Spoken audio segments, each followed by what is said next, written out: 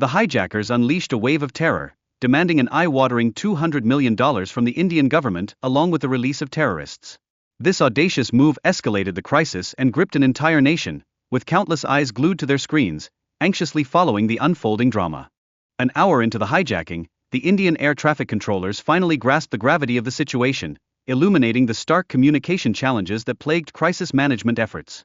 This notable delay not only hampered the response but also raised serious questions about the protocols in place. In the midst of chaos, Captain Devi Sharan emerged as a beacon of hope. He skillfully negotiated with the hijackers, persuading them to land in Amritsar rather than Pakistan. This pivotal decision altered the dynamics of the standoff, creating a moment of unexpected opportunity amidst turmoil.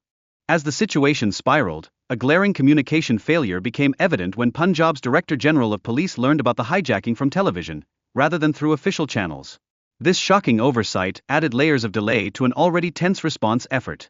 Even though a crisis management group was swiftly established, the hijackers remained unyielding, insisting on direct communication with Delhi instead of local police. This demand not only stalled effective crisis management but also complicated the negotiation process. Desperate measures unfolded as authorities attempted to block the hijacked plane with a fuel tanker. However, miscommunication caused this plan to backfire, unleashing panic among the hijackers and resulting in a critical missed opportunity to intervene. As negotiations between Indian officials and the hijackers progressed, a sense of urgency permeated the air, especially with the late arrival of the Indian High Commission.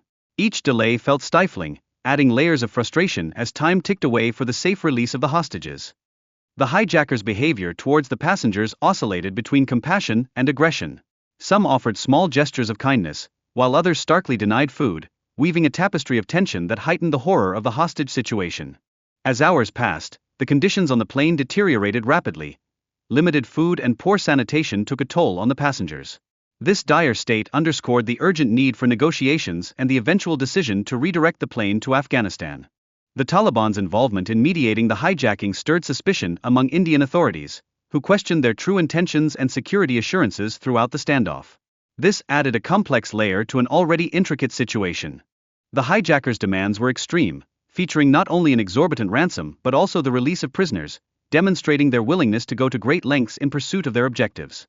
This starkly illustrated the gravity of the situation. Amid mounting public pressure, families of the hijacked passengers rallied for the Indian government to acquiesce to the hijackers' demands, underlining a critical prioritization: civilian safety over political maneuvering. In the midst of heated negotiations, a glimmer of success emerged as Indian negotiators managed to reduce the hijackers' demands from 36 prisoners down to just 3. This triumph, achieved under immense pressure, marked a significant turning point. Despite this progress, the incident ignited a wave of criticism directed at the Indian government's crisis management, particularly for missed opportunities to regain control of the plane during its stop in Amritsar. These blunders ultimately laid the groundwork for the rise of Jaish-e-Mohammed. At the heart of the hijacking crisis lay a fundamental weakness: serious communication gaps that left top officials scrambling for information through the media rather than utilizing official channels.